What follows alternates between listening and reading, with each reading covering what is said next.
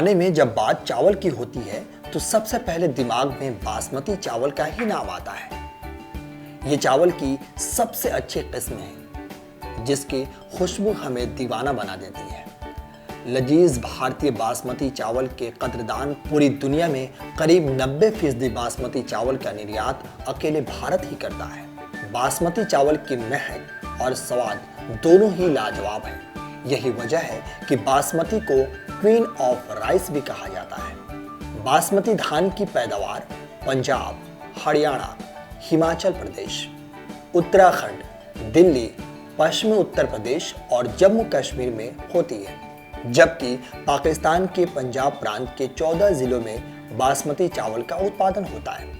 हरित क्रांति के बाद देश में खाद्यान्न की आत्मनिर्भरता और विश्व में इसकी बढ़ती मांग को देखते हुए इसकी वैज्ञानिक खेती काफी महत्वपूर्ण हो गई है। देश के बासमती चावल की सुगंध अब विदेशों में भी फैल रही है, इसलिए बासमती चावल की मांग इन दिनों तेजी से बढ़ रही है।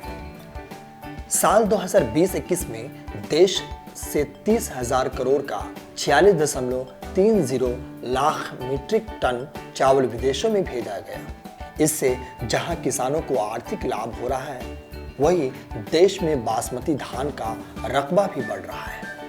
इस समय देश में किसान बासमती चावल की करीब 33 प्रजातियों की बुआई कर रहे हैं। देश से बासमती चावल चीन, पाकिस्तान, अमेरिका, खाड़ी देशों समेत दुनिया के लगभग 125 देशों में निर्यात किया जा रहा है, जिसके चलते किसानों का गैर बासमती चावल की तुलना में बासमती चावल की खेती के प्रति रुझान तेजी से बढ़ रहा है।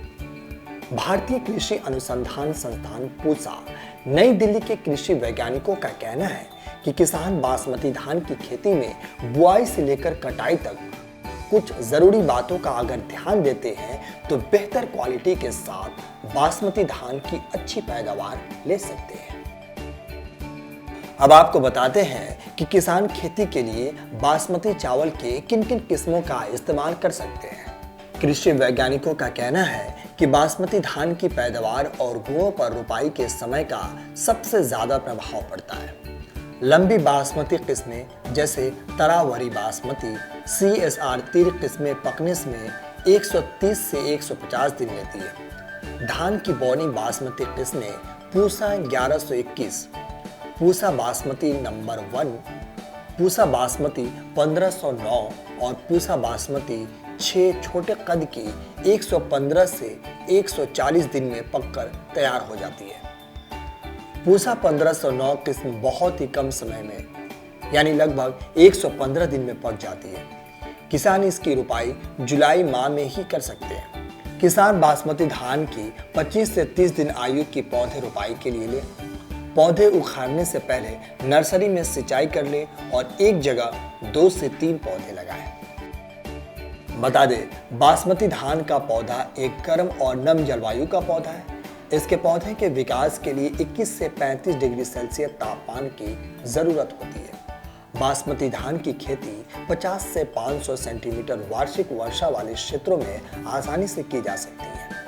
इतना ही नहीं, बासमती चावल में प्रोटीन 7.7, कार्बोहाइड्रेट 72.5, वसा 5.9, सेलुलोज 11.8% पाया जाता है। कैसे और कब करें बासमती की खेती? बासमती धान की खेती के लिए अच्छी जल धारण क्षमता वाली चिकनी मिट्टी उपयुक्त होती है। धान की खेती के लिए समय से 2 से 3 बार जुताई करनी चाहिए। साथ ही खेतों का मजबूत मेड़ भी बनाना चाहिए। बासमती धान की नर्सरी की बुआई से पहले खेत को लेजर लेवर से समतल करा लें और संभव हो तो छोटी छोटी क्यारियां बनाएं। हरी खाद का प्रयोग अवश्य करें। इसके लिए ढैंचा, सनई, लोबिया या मूंग फसल की बुआई करें। बासमती धान की रुपाई से पहले खेत में पानी भरकर हरी खाद को ट्रैक्टर से खेत में पलट दें। इससे जुताई लागत भी कम की जा सकती है।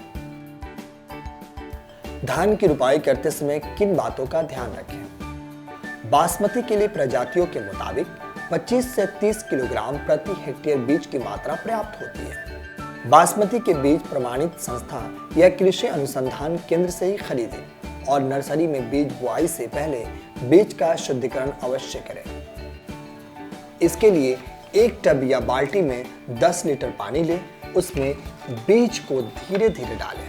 ऐसा करने से बीज सतह पर तैरने लगते हैं। तैरते हुए बीजों को निकालकर अलग कर देना चाहिए।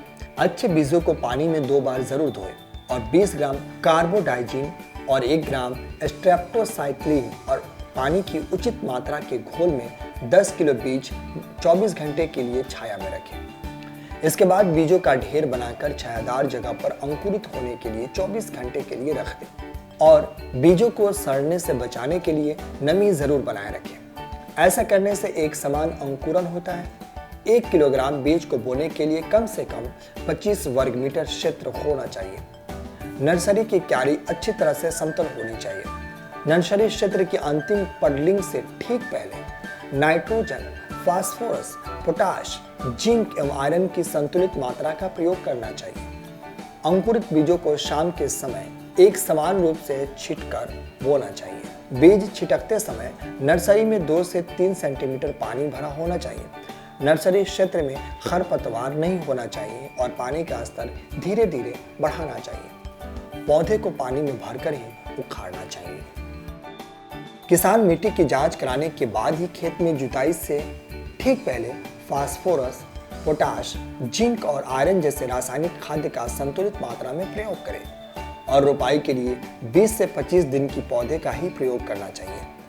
पूसा बासमती 15 से 9 की 18 से 22 दिन की पौधे होने पर रोपाई कर देना चाहिए। पौधे को उपचारित करने के लिए 2 ग्राम की मात्रा कार्बोडाजिम या 5 ग्राम ट्राइकोडर्मा हार्जेनियम प्रति लीटर पानी की दर के घोल में कम से कम 1 घंटे के लिए डुबोकर अवश्य रखें। रोपाई से पहले पौधे का ऊपरी भाग लगभग 3 से 4 सेंटीमीटर तोड़कर नष्ट कर देना चाहिए। पौधे की रोपाई सदैव पंक्तियों में ही करनी चाहिए। 2 से 3 मीटर रोपाई करने के बाद 40 सेंटीमीटर का रास्ता छोड़ देना चाहिए। ऐसा करने से हवा और सूर्य का प्रकाश मिलने के कारण कीटों और बीमारियों का प्रकोप कम होता है और उपज में बढ़ोतरी होती है। किसान रोपाई करते समय पंक्ति से पंक्ति और पौधे से पौधे की दूरी 20 सेंटीमीटर रखनी चाहिए। पौधे की रोपाई 2 से 3 सेंटीमीटर से ज्यादा गहरी नहीं होनी चाहिए। नाली, मेड़ों, खेतों और उसके आसपास के क्षेत्र को साफ रखना चाहिए और अधिक फुटाव के लिए रोपाई के 15 से 25 दिन के बीच के खेत में पानी डालकर 15 से 18 किलोग्राम वजन का पाटा 1 से 2 बार चलाना चाहिए। आज देश भर में 33 तरह के बासमती धान उगाए जाते हैं। देश के कई राज्यों को जीआई टैग भी मिल चुका है। असुगंधित धान की तुलना में सुगंधित बासमती धान कम खाद और कम पानी में ज्यादा पैदावार देता है। बासमती चावल अपने सुगंध, पकने और खाने के बढ़िया गुणों के कारण बाजार में ज्यादा पसंद किया जाता है।